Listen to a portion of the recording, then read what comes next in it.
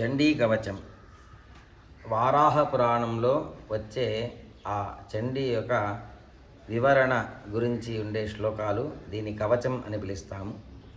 పారాయణ క్రమంలో మొదటగా కవచం, అర్గల, కీలక స్తోత్రాలు పూర్వంగా మనం పఠించి అదైన తర్వాత ముఖ్యమైన అధ్యాయాలు పారాయణం చేసేది క్రమం. ఇప్పుడు కవచ పారాయణ పాఠం జరుగుతుంది. ఓం శ్రీ గణేశాయ నమః. శ్రీ గణేశాయ నమః. శ్రీ సరస్వత్యై నమః. శ్రీ సరస్వత్యై నమః. శ్రీ గురుభ్యో నమః. శ్రీ గురుభ్యో నమః. శ్రీ కులదేవతాయై నమః. శ్రీ కులదేవతాయై నమః. అవిఘ్నమస్తు అవిఘ్నమస్తు. ఓం నారాయణాయ నమః. ఓం నారాయణాయ నమః. ఓం నారాయణరోత్తమాయ నమః. ఓం నారాయణరోత్తమాయ నమః. ఓం సరస్వతీదేవ్యై నమః. ఓం సరస్వతీదేవ్యై నమః. ఓం వేదవ్యాసాయ నమః. ఓం వేదవ్యాసాయ నమః. అస్య శ్రీచండీకవచస్య అస్య శ్రీచండీకవచస్య బ్రహ్మా ఋషిః బ్రహ్మా ఋషిః అనుష్టుప్ఛందః అనుష్టుప్ఛందః చాముండా దేవతా చాముండా దేవతా అంగన్యాసోక్తమాతరో బీజం అంగన్యాసోక్తమాతరో బీజం దిగ్బంధదేవతాస్తత్వం దిగ్బంధదేవతాస్తత్వం శ్రీజగదంబా ప్రీత్యర్థే శ్రీజగదంబా ప్రీత్యర్థే సప్తశతీ పాఠాంగజపే వినియోగః సప్తశతీ పాఠాంగజపే వినియోగః. ఓం నమశ్చండికాయై. ఓం నమశ్చండికాయై. ఓం మార్కండేయ ఉవాచ. ఓం మార్కండేయ ఉవాచ. ఓం యద్గుహ్యం పరమల్లోకే సర్వరక్షాకరం నృణాం. ఓం యద్గుహ్యం పరమం లోకే సర్వరక్షాకరం నృణాం. యన్న కస్యచిదాఖ్యాతం తన్మే బ్రూహి పితామహ. యన్న కస్యచిదాఖ్యాతం తన్మే బ్రూహి పితామహ. బ్రహ్మోవాచ. బ్రహ్మోవాచ. అస్తి గుహ్యతమం విప్ర సర్వభూతోపకారకం. అస్తి గుహ్యతమం విప్ర సర్వభూతోపకారకం. దేవ్యాస్తు కవచం పుణ్యం తచ్ఛృణుష్వ మహామునే. దేవ్యాస్తు కవచం పుణ్యం తచ్ఛృణుష్వ మహామునే. ప్రథమం శైలపుత్రీతి ద్వితీయం బ్రహ్మచారిణీ. ప్రథమం శైలపుత్రీతి ద్వితీయం బ్రహ్మచారిణీ. తృతీయం చంద్రఘంటేతి కూష్మాండేతి చతుర్థకం. తృతీయం చంద్రఘంటేతి కూష్మాండేతి చతుర్థకం. పంచమం స్కందమాతేతి షష్ఠం కాత్యాయనీతి చ. పంచమం స్కందమాతేతి షష్ఠం కాత్యాయనీతి చ. సప్తమం కాలరాత్రిశ్చ మహాగౌరీతి చాష్టమం. సప్తమం కాలరాత్రిశ్చ మహాగౌరీతి చాష్టమం. నవమం సిద్ధిదాత్రీ చ నవదుర్గాః ప్రకీర్తితాః. నవమం సిద్ధిదాత్రీ చ నవదుర్గా ప్రకీర్తితాః. उक्तान्येतानि नामानि ब्रह्मणैव महात्मना उक्तान्येतानि नामानि ब्रह्मणैव महात्मना अग्निना दह्यमानस्तु शत्रुमध्ये गतोरणे अग्निना दह्यमानस्तु शत्रुमध्ये गतोरणे विषमे दुर्गमे चैव भयार्ताः शरणं गताः विषमे दुर्गमे चैव भयार्ताः शरणं गताः न तेषां जायते किञ्चिदशुभं व्रणसङ्कटे न तेषां जायते किञ्चित् अशुभं रणसङ्कटे नापदं तस्य पश्यामि शोकदुःखभजन्न हि नापदं तस्य पश्यामि शोकदुःखभयं नहि यैस्तु भक्त्या स्मृता नूनं तेषां सिद्धिः प्रजायते यैस्तु भक्त्या स्मृता नूनं तेषां सिद्धिः प्रजायते प्रेतसंस्था तु चामुण्डा वाराही महिषासना प्रेतसंस्था तु चामुण्डा वाराही महिषासना ऐन्द्री गजसमारूढा वैष्णवी गरुडासना ऐन्द्री गजसमारूढा वैष्णवी गरुडासना माहेश्वरी वृषारूढा कौमारी शिखिवाहना माहेश्वरी वृषारूढा कौमारी शिखिवाहना ब्राह्मी हंससमारूढा सर्वाभरणभूषिता ब्राह्मी हंस समारूढा सर्वाभरणभूषिता नानाभरणशोभाढ्या नानारत्नोपशोभिताः नानाभरणशोभाढ्या नानारत्नोपशोभिताः दृश्यन्ते रथमारूढा देव्यः क्रोधसमाकुलाः दृश्यन्ते रथमारूढा देव्यः क्रोधसमाकुलाः शङ्खं चक्रं गदां शक्तिं हलं च मुसलायुधम् शङ्खं चक्रं गदां शक्तिं हलं च मुसलायुधम् खेटकं तोमरं चैव परशुं पाशमेव च खेटकं तोमरं चैव परशुं पाशमेव च कुन्तायुधं त्रिशूलं च श्राङ्गमायुधमुत्तमम् कुन्तायुधं त्रिशूलं च शार्ङ्गमायुधमुत्तमम् दैत्यानां देहनाशाय भक्तानामभयाय च दैत्यानां देहनाशाय भक्तानामभयाय च धारयन्त्यायुधानीत्थं देवानां च हिताय वै धारयन्त्यायुधानि तं देवानां च हिताय वै महाबले महोत्साहे महाभयविनाशिनी महाबले महोत्साहे महाभयविनाशिनि त्राहि मां देवि दुष्प्रेक्ष्ये शत्रूणां भयवर्धिनि त्राहि मां देवि दुष्प्रेक्षे शत्रूणां भयवर्धिनि प्राच्यां रक्षतु मामैन्द्री आग्नेयामग्निदेवता प्राच्यां रक्षतु मामैन्द्रि आग्नेयामग्निदेवता दक्षिणेव तु वाराही नैऋत्यां खड्गधारिणी दक्षिणेव तु वाराहि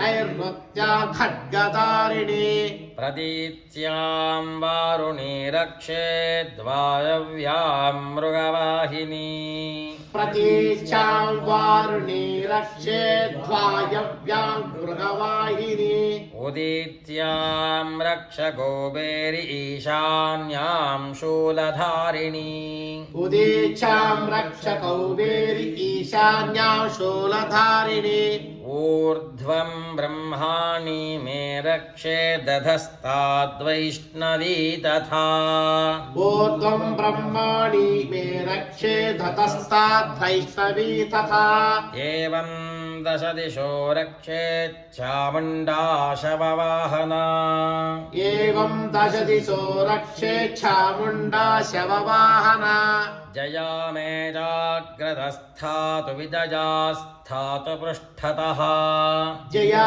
मे जागृतस्थातु विजया स्थातु पृष्ठतः अजिता वामपार्श्वे तु दक्षिणे चापराजिता अजिता वामपार्श्वे तु दक्षिणे चापराजिता शिखां मे द्योतिनीरक्षेदु मामूर्ध्निं व्यवस्थिता शिखा मे द्योतिनी रक्षेतु मामूर्ध्नि व्यवस्थिता मालाधरी ललाटे च भ्रुवो रक्षेद्यशस्विनी मालाधरी ललाटे च भ्रुवौ रक्षे यशस्विनी त्रिनेत्रा च भ्रुवोर्मध्ये यमघण्टा च नासिके त्रिनेत्रा च भ्रुवोर्मध्ये यमघण्टा च नासिके शङ्खिनी चक्षुषोर्मध्ये श्रोत्रयोर्द्वारवासिनी शङ्खिनी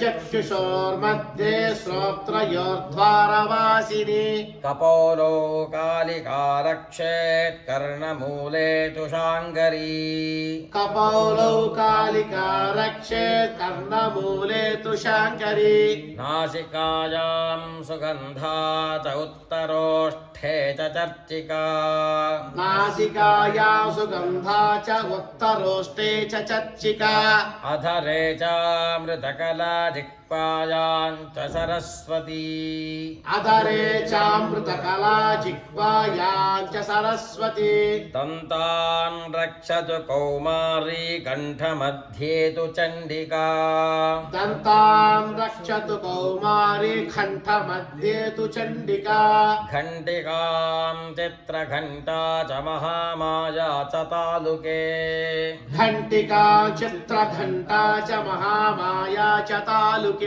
कामाक्षी चुबुकं रक्षेद्वाचं मे सर्वमङ्गला कामाक्षी शिवकं रक्ष्वे द्वाचं मे सर्वमङ्गला ग्रीवायां भद्रकाली च पृष्ठवंशे धनुर्धरी ग्रीवायां भद्रकाली च पृष्ठवंशे धनुर्धरी नीलग्रीवा बहिः कण्ठे नलिकां नलकूबरी नीलग्रीवा बहिः कण्ठे नलिकां नलकूबरी खड्गधारिण्यभो स्कन्धौ बाहू मे वज्रधारिणी खड्गधारिण्यभो स्कन्धौ बाहू मे वज्रधारिणी हस्तयोर्दण्डिनी रक्षेदम्बिका चाङ्गुलीस्तथा हस्तयोर्दण्डिनी रक्षेदम्बिका चाङ्गुलीस्तथा नखाञ्चूलेश्वरी रक्षेत् कुक्षो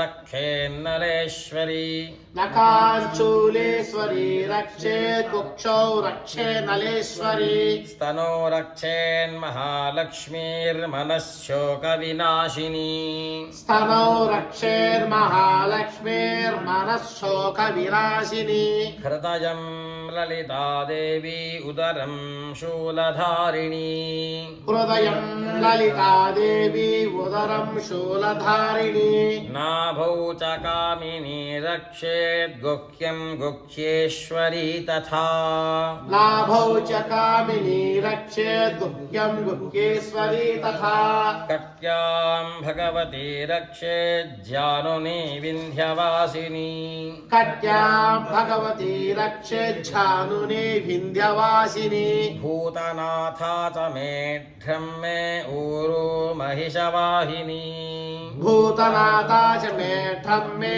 ऊरु महिषवाहिनी जङ्घे महाबला प्रोक्ता सर्वकामप्रदायिनी जङ्घे महाबला प्रोक्ता सर्वकामप्रदायिनी गुल्भयोर्नारसिंहे च पादौ चामित तेजसी गुल्पयोर्नारसिंही च पादौ चामित तेजसी पादाङ्गुली श्रीर्मे रक्षेत् पादाधस्तलवासिनी पादाङ्गुली श्रीर्मे रक्षेत् पादाधस्तलवासिनी नखान्दंष्ट्राः कराली च केशांशैर्वोर्ध्वकेशिनी नखादंष्ट्रा कराली च केशांश्चैर्वोर्ध्वकेशिनी रोमकूपेषु कुबेरी त्वचं वागीश्वरी तथा रोमकूपेषु कौबेरी त्वचं वागीश्वरी तथा रक्तमज्जावसामांसान्यस्थिमेदांसि पार्वती रक्तमज्जावसामांसान्यस्थिमेदांसि पार्वती अन्त्राणिकाररात्रिश्च पित्तं च मुकुटेश्वरी अन्त्राणि कालरात्रिश्च पित्तं च मुकुटेश्वरी पद्मावती पद्मकोशे कफे चूडामणिस्तथा पद्मावती पद्मकोशे खफे चूडामणिस्तथा ज्वालामुखी नखज्वाला अभेद्या सर्वसन्धिषु ज्वालामुखे नखज्वाला अभेद्या सर्वसन्धिषु शुक्रं ब्रह्माणि मे रक्षेच्छायां छत्रेश्वरी तथा शुक्रं ब्रह्माणि मे रक्षेच्छाया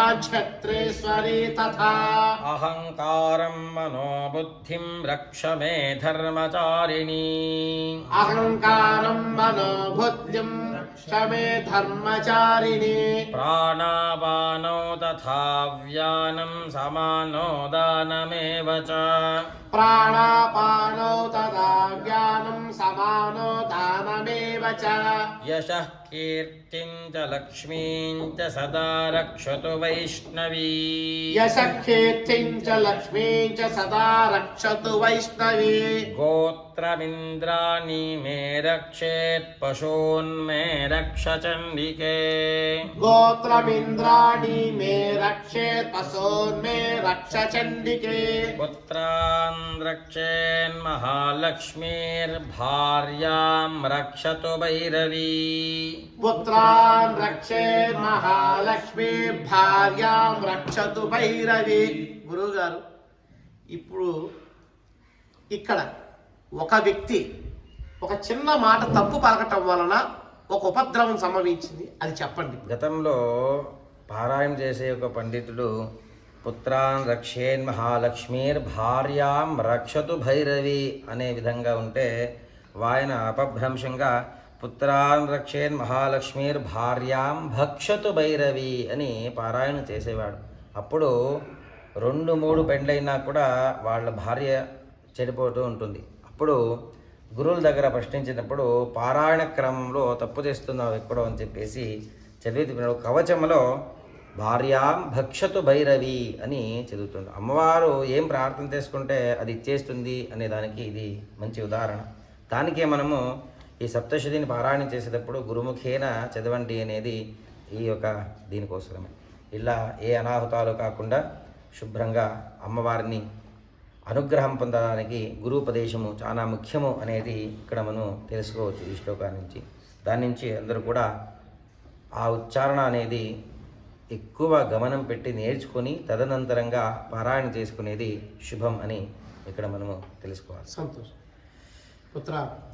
పుత్రాన్ రక్షేన్ మహాలక్ష్మీర్భార్యాం రక్షతు భైరవీ పుత్రాన్ రక్షేన్ మహాలక్ష్మీర్భార్యాం రక్షతు భైరవీ మార్గం క్షేమకరీ రక్షేత్ ద్విజయా సర్వతః స్థితా మార్గం క్షేమకరీ రక్షేత్ ద్విజయా సర్వతః స్థితా రక్షాహీనం తు యత్స్థానం వర్జితం కవచేన తు రక్షాహీనం తు యత్స్థానం వర్జితం కవచేన తు తత్సర్వం రక్ష మే దేవి జయంతి పాపనాశిని.